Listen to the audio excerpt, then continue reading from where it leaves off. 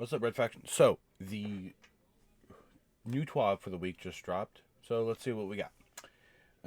Gearing for Destiny 2 Into the Light. We're less than a week away. Yep, April 9th.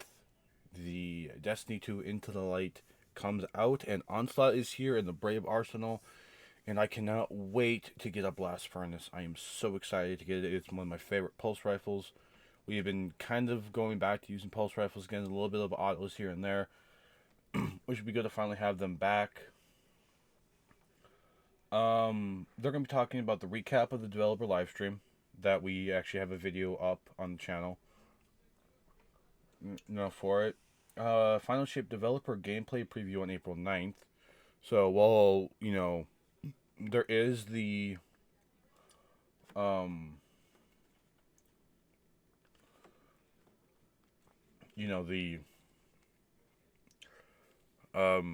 gameplay, there's also going to be the Final Shape developer gameplay preview, which I think we'll look at,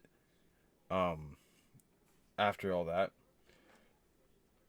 PvP strike team update, weapon balance update, reduced costs of strand fragments, the new light tutorial skip and new light kit, new light experience wallpapers, update in default chat experience, Iron Banner's return, the challenge details for Onslaught Legend, player support, and art in the week.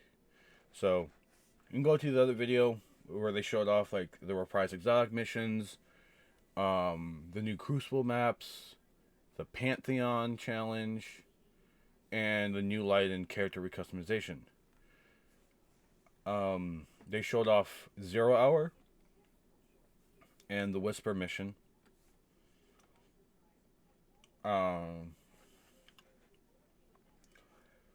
After obtaining the exotic weapon from each of these reprise missions, new quests will become available. That will allow you to throw in other kind of craftable stuff to them.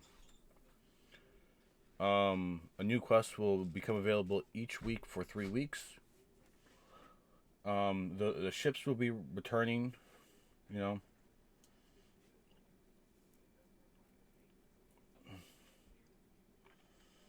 new PvP maps.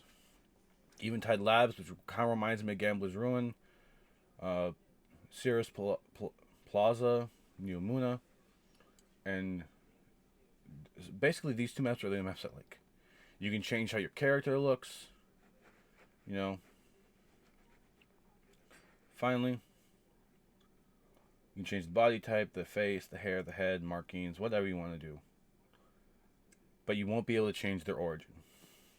So you can't have like an awoken male that you just don't like anymore. You can't just go to, I want this one, my character to now be an EXO. You can't do that.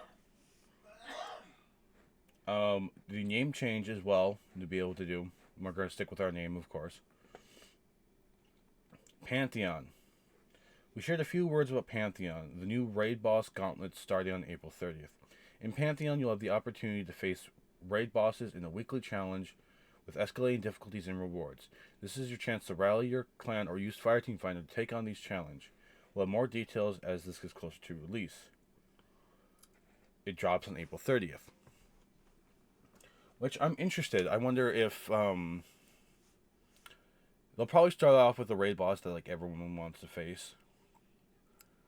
I'm just wondering, like, is it going to be like, like just that encounter, and then like you go through like teleport and you go to the next one, and it increasingly gets more difficult. New light tutorial stuff. April 9th, they're doing all the new details and gameplay from the Final Shape. You can watch it on Twitch, YouTube, TikTok, and they're available in all these different languages. Twitch drops. But, regardless of that, let's go for PvP, because this is what we got. Hello everyone, and welcome to another PvP Strike Team update. This is going to be a smaller one, simply because most of our work for this release has been centered around wrapping up the PvP map pack, which will be released in May. However, in addition to the weapon balance changes we mentioned a couple weeks ago, we're also have some additional impactful challenges we'd like to discuss. So let's get to it. For update 7.36, we're making some changes to the game modes available in the competitive playlist. We were removing Survival and Countdown Rush and replacing them with 3v3 Clash and Collision. And for Collision, we have changed some zone placements on the maps like Dead Cliffs and Vostok based on feedback from labs. For Clash, we'll also be swapping the ammo meter for the ammo crate system. Collision was tested in labs with the ammo crate system and was designed with it in mind, but internally, we also have been testing Clash with the crates for some time. The benefit of the crate system in the Clash game specifically is that it continues to promote map movement and help to disincentivize passive team play, which can occur when there are no on-map objectives to otherwise encourage flow and in and out engagement zones. This change will be a small net increase in special ammo availability and competitive compared to the ammo meter system, which is still being an overall reduction in the pre-update respawn values. So I like that they're removing Countdown Rush. 3v3 Clash and Collision, that might be a little bit better, because I feel like the problem you have with like Survival is you'll spawn like at like the weird sides of the map, or like people will just push, because you're not all working together, because like there's how from when you play 3v3 and everything and how other people go. So like let's take a map like Meltdown, for example. Meltdown, there's a couple of different ways to play it. You could play far left or far right on that map. Well, if you go far right, you're inside, it's congested, it allows you for good peak angles and everything. The outside really doesn't. The problem is, let's say like it's me going inside, but my two teammates go outside. But if the enemy team all goes inside, I'm at a disadvantage. There's a life down. Then it's 3-on-2, and they're going to run there. So Survival has always been fun, but seeing it kind of go away, it hurts. But we got Clash and Collision, which both are not like terrible. But thank God Countdown Rush is gone. For Trials, this is what we're going to have. For this, we've heard the feedback that the special ammo economy in Trials, while improved, doesn't feel quite right just yet.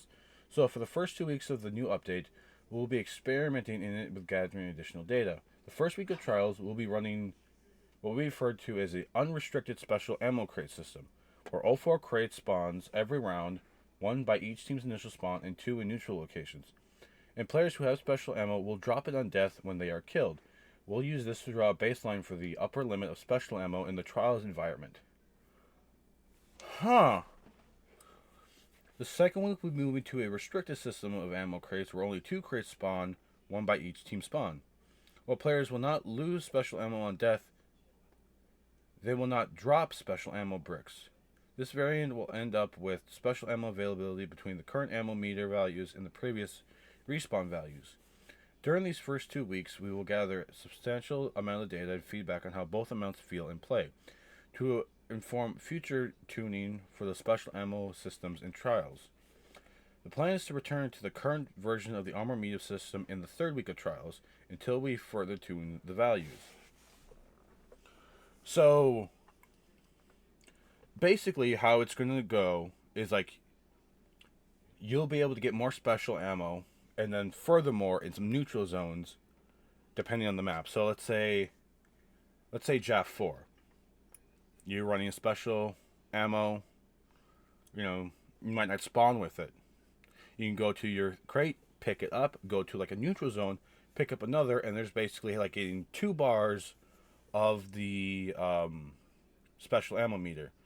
The thing is, when you drop it, when you die, you drop it. Basically going back to you got a crate, but now it's how it used to be. Which I feel kind of runs that more risk-reward option. The only problem with that is as it continues. So like, hopefully it's not like you can't stack it up. which I feel would become a problem, especially with considering like how everything is now. You know, it'd go back to, well, we'll just use, prosecutor to melt people down and then go straight into, you know, taking people out with conditional finality, and we'd have that every round. I think it should only stack in that round. But once that round's gone, you restart back to like having two. The restricted one, I do like the two spawns instead of the four spawns.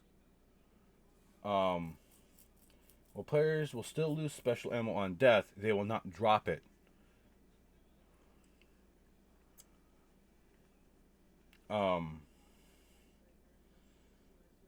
So it's basically how it is now, almost, kind of. Or no, you'll just lose it. So it'll be interesting to see how it goes. Third week though, they're going to the current version where you have to, you'll start off with some. Maybe you'll get like a kill with like a shotgun or a sniper, and then you gotta build up the meter again. Not swap improvements. Do they mean hot swap or not swap? In competitive update 7.3.6 and in the trials for the first 2 weeks while we run the ammo crate experiments, we'll be rolling out an improved version of the not swap modifier, which will now remove ability energy if you change the ammo type of a weapon in your kinetic or energy slot mid-life. We are implementing this change because being able to quickly and freely swap between weapons mid-engagement nullifies the downside of using a weapon with limited ammo and pushes the risk versus reward pools out of balance in making these choices. To clarify, this means you can swap between weapons with the same ammo type without a penalty. For example, if you have a conditional finality in your kinetic and you swap it to an Eye of Soul or any other special weapon in that slot without losing energy. However, if you swap to an Immortal or any other primary weapon in the slot, not swap will trigger and drain your ability energy similar to if you had swapped a part of your subclass or exotic armor piece. This should prevent occurrences when players running special weapons and swapping to primaries immediately after using their ammo, which will make the game state easier to understand. So basically it's saying, oh, I got flinched both my sniper shots, let me just switch to, a scout rifle now. And you still have all your stuff. Basically now they're saying if you do that, well, go away.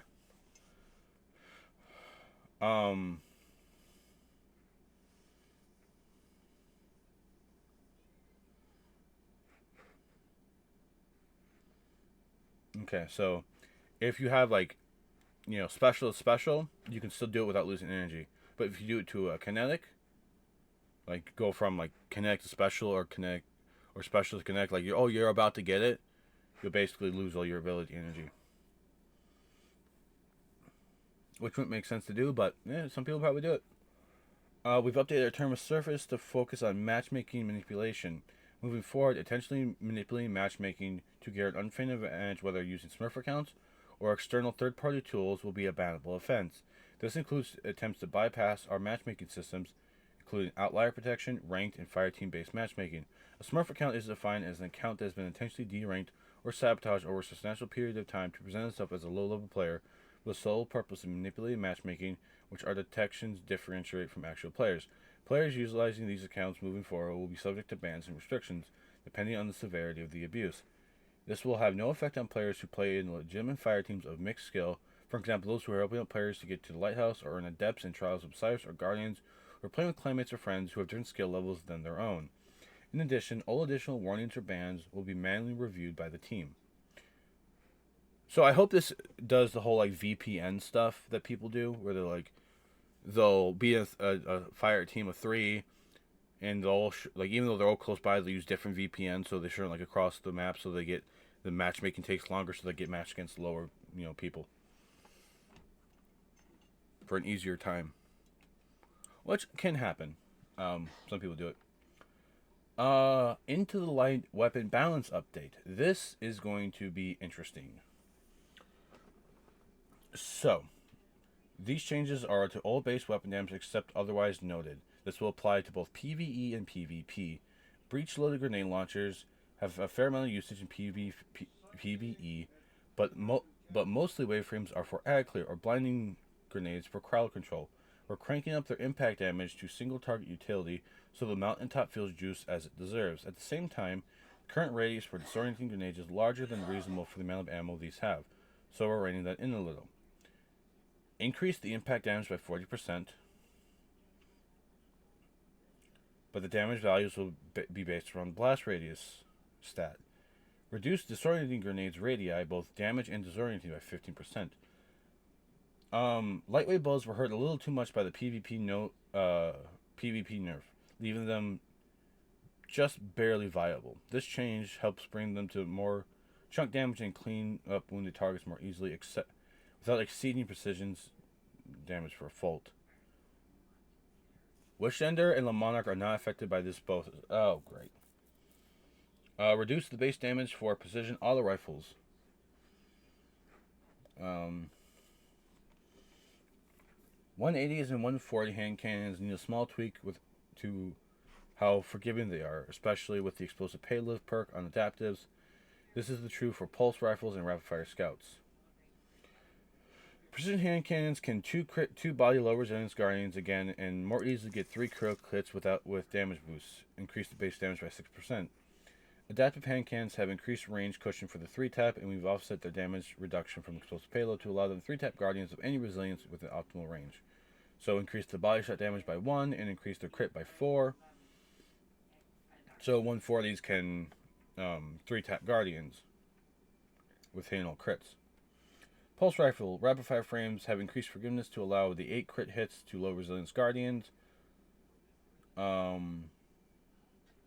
Lightweight and adaptives seem to have bonuses, which, if you saw yesterday's stream, we kind of went back to using our pulse rifles again.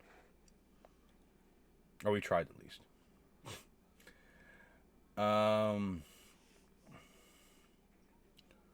So we were using Revision 0, which is a 540, which I think falls under the high impact.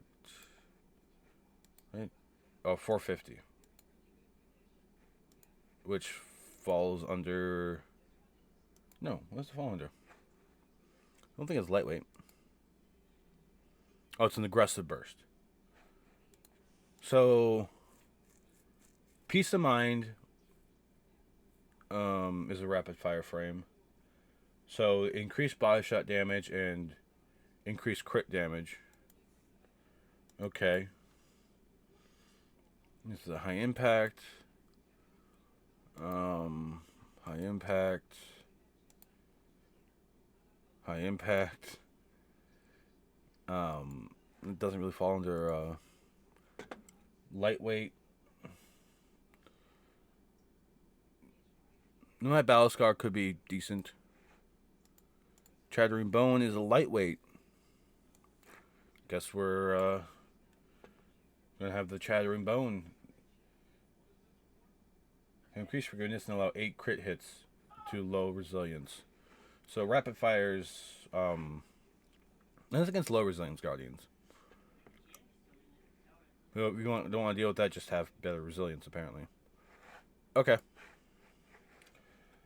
Scout rifles increase the base damage to 2% for rapid fire scouts. Shotguns precision corrected the rounding issue that caused precision shotguns to require 1 extra pellet to kill max resilience guardians. Okay. Exotics. Whisper of the Worm coming back and will be craftable. So we want to ensure it's meta pick for damage. The DPS is already respectable, but we increase its reserve ammunitions and substantially increase its damage potential. Increase the total ammunition to 24 before reserve mods. Okay. 1,000 Voices already delivers massive damage per shot, but if you run out of ammo too fast, it'd be hard to justify bringing it compared to other damages. So they've increased the ammo to 11. Quicksilver Storm has been the top PvE primary since its shipped in Season of the Plunder.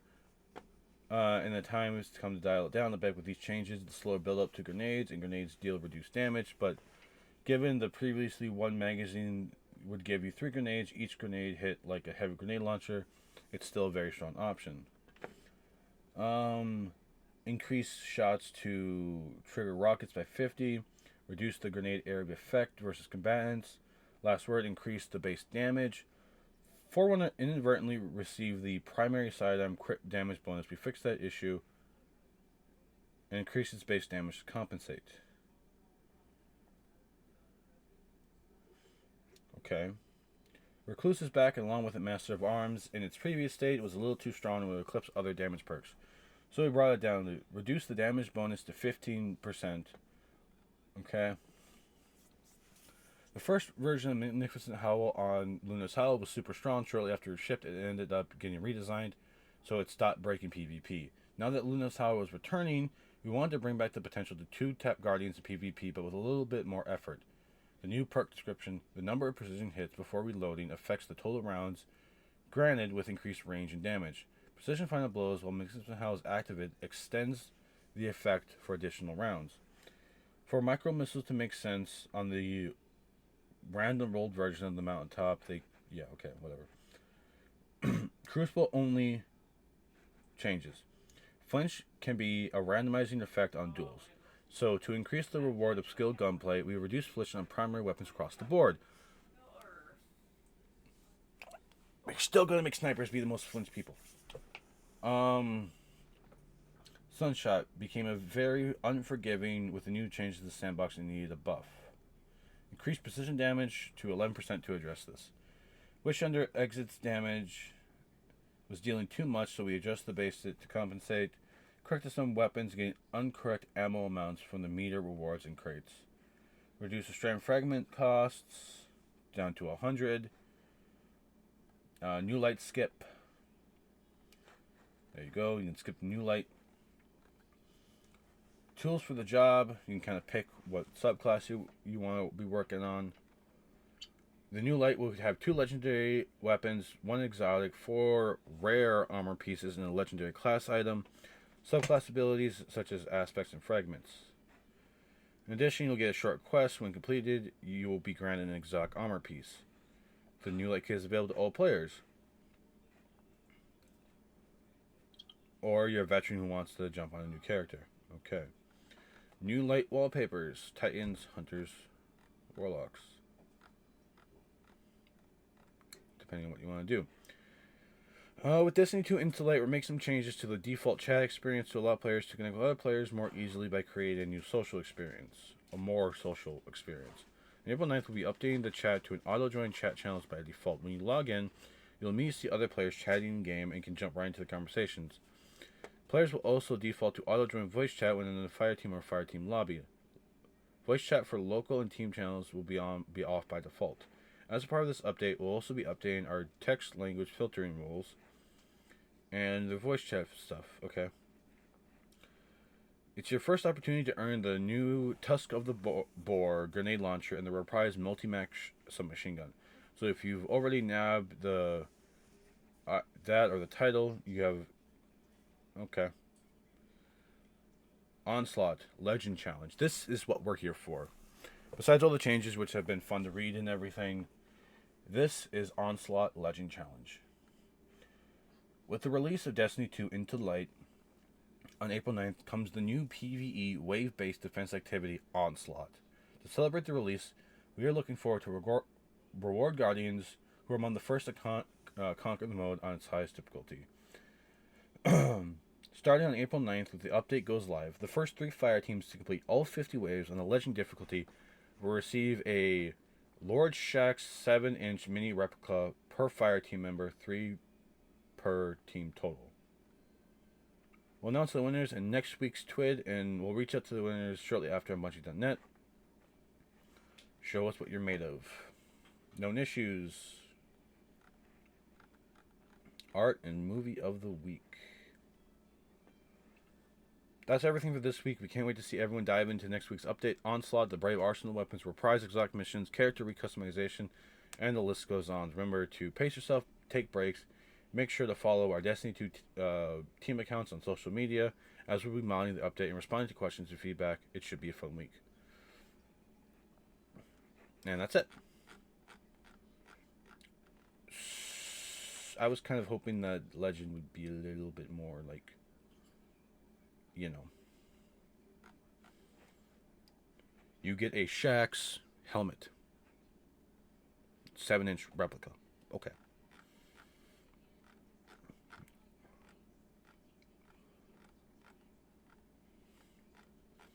New light stuff is good, especially for people coming back to Destiny or wanting to try something different. Reduce flinch taken by all primary weapons by 15%. Huh. You telling me I finally might be able to actually snipe again? Right?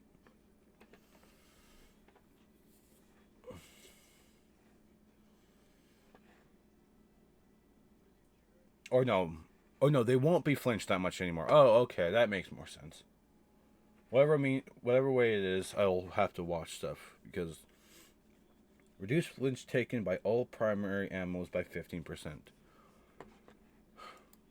So yeah, no, that really does sound like you're going to get flinch, but hey, we reduced it when you're using a primary. Yeah.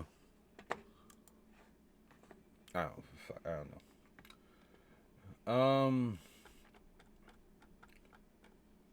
I mean, I guess I can use peace of mind again. Hand cannons. I mean, I'm not a big hand cannon person. Bows, don't really care. I do like the changes for the PvP experience, both in the 3v3 playlist. Having clash and collision should be interesting. Trials, having these like special crates makes things a little bit more like, okay. Pantheon, I'm kind of interested in trying that. So yeah, that's it.